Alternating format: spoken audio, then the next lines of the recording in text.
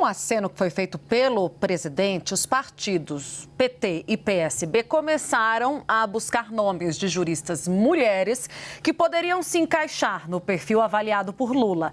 Em conversas reservadas, são citadas, por exemplo, a presidente nacional do PT, a Gleisi Hoffmann, também a advogada Carol Proner e a desembargadora Simone Schreiber. Caso Lula opte por um homem, o que, segundo seus aliados, é mais provável de acontecer, o secretário nacional do consumidor, Vadir Damus, é o favorito. Damus foi deputado federal pelo PT e é um dos consultores jurídicos do presidente e está no bojo do secretariado de Flávio Dino, atuando na defesa do consumidor. Vamos chamar agora os nossos analistas ou vem só o Pedro? Pedro, venha para cá. O Pedro tem complemento de bastidor, que é apuração também importante, porque traz mais nomes de mulheres que estão sendo levados ao presidente da República, Pedro, como sugestão para substituir o ministro Flávio Dino, caso, vamos sempre ponderar, ele seja o escolhido para assumir a vaga de Rosa Weber no Supremo Tribunal Federal. Pedro. Aliás, Tainá, eu apurei aqui que o ministro Flávio Dino está muito irritado. Muito irritado porque, segundo ele disse para auxiliares, até agora não teve nenhuma conversa com o Lula efetiva sobre ele assumir ou não uma vaga no STF e já estão vendo quem vai ser o substituto dele. Essa conversa sobre uma mulher no STF aconteceu de forma muito intensa na última sexta-feira, quando houve um jantar em homenagem ao Jorge Messias da AGU aqui em São Paulo, no balcão do MST. Vários juristas, advogados, lideranças políticas, dirigentes do PT participaram desse almoço, depois esticaram até uma pizzaria da cidade. O pessoal tem pouca esperança ali com o Messias, eles admitem que o favorito é o Flávio Dino e acreditam que o Lula pode indicar uma mulher, mas todo mundo faz uma ponderação. O Lula sempre ventila que vai escolher uma mulher, fica bem com os movimentos sociais, fica bem com o partido, mas na hora H acaba escolhendo um homem. Então, é difícil de acreditar que o Lula vai cumprir a promessa que fez lá atrás, agora na escolha do STF, né? Então, a gente vê, por outro lado, também essa briga do PSB com o PT pela vaga de ministro da Justiça. O PT disse que se o Flávio Dino efetivamente sair da pasta, eles vão querer ocupar esse cargo. Sinalizou que vão demandar esse cargo junto ao presidente Lula. Já existem dois nomes ali de aliados do Flávio Dino que aparecem como os nomes que seriam indicados pelo PSB. Mas o PSB diz que oficialmente não está reivindicando essa vaga, mas na prática está sim. Um deles é o Augusto Arruda Botelho, que é o secretário nacional de Justiça. Algumas pessoas falam também do Ricardo Capelli, que é um homem da extrema confiança do ministro da Justiça. Mas o Ricardo Capelli não tem uma formação muito consolidada na área do direito. Ele é formado em jornalismo e foi presidente da UNE. Aí o Flávio Dino ficou também muito irritado com as especulações de que poderia haver uma divisão do Ministério da Justiça que seria desmembrado do Ministério da Segurança Pública. Seriam feitos ali dois ministérios.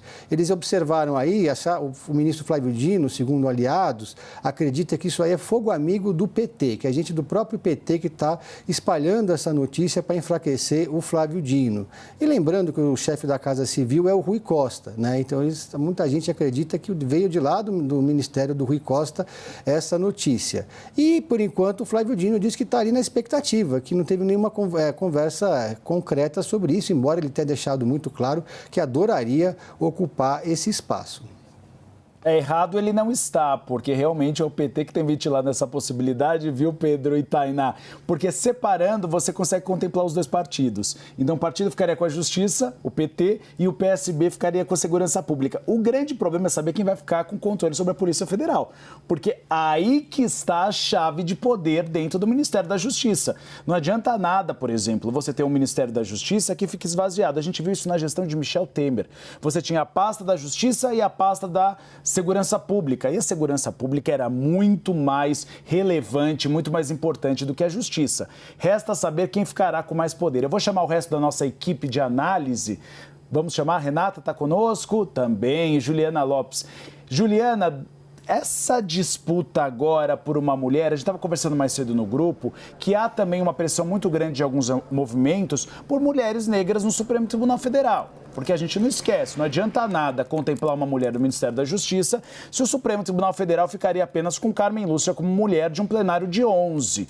Como tem sido esse movimento para uma mulher negra, e você tem sentido em conversas com o Palácio do Planalto que tem encontrado eco ou não a uma resistência de Lula na escolha de um nome com esse perfil?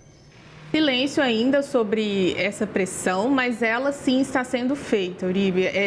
Não adianta, pelo que eu ouvi hoje, né, das fontes, colocar uma mulher num ministério, mas deixar essa vaga sendo trocada por um homem dentro do Supremo Tribunal Federal. Nós estamos falando de coisas completamente diferentes e da importância que é ter uma mulher na Suprema Corte. Nós só temos duas nesse momento e, pelo menos pelo que veem os ativistas, isso seria um retrocesso. Essa pressão ela continua acontecendo. A Coalizão Negra, que é um grupo, uma frente parlamentar ali dentro do Congresso Nacional, começou a fazer campanha lá em Nova York, onde Lula está, inclusive na Times Square, com uma campanha, né, com vídeos, enfim, falando sobre isso, falando sobre a necessidade de uma mulher negra na Suprema Corte, apesar dessa conversa de que não teriam ali pessoas próximas a Lula que teriam esse perfil. Essas entidades estão, inclusive, levantando nomes, assim como aconteceu lá no começo do governo. A gente lembra daquela fala da Simone Tebet, de que queria compor ali o Ministério com mulheres negras, mas não teria os nomes. Essas entidades estão levando essas listas de juristas que seriam competentes para esse cargo, e são muitas. A gente levantou hoje uma entidade que é o Mulheres Negras Decidem, que fala sobre política e representatividade ali no Congresso, que levantou, por exemplo, 3 nomes de uma juíza federal, Adriana Cruz. Também temos aqui Lívia Santana Vaz, promotora de justiça do Ministério Público da Bahia. Soraya Mendes, que é do Distrito Federal, jurista, escritora, advogada, enfim. Há vários currículos que poderiam contemplar o que deseja aí o governo, pensando em currículo e pensando em competência. Agora fica nas mãos do presidente Luiz Inácio Lula da Silva a escolha, é claro. Esses movimentos vão continuar insistindo nisso, assim como aconteceu na transição para compor os ministérios, mas já avisam que não resolve ter uma mulher no ministério, mas não ter uma mulher na Suprema Corte. Só para a gente finalizar, hoje mais cedo eu comentei sobre isso, a primeira mulher a compor as cadeiras do Supremo Tribunal Federal foi Ellen Grace em 2000. Olha quanto tempo demorou para que uma mulher ocupasse essa vaga, para que a gente possa retroceder e diminuir esse espaço nesse momento.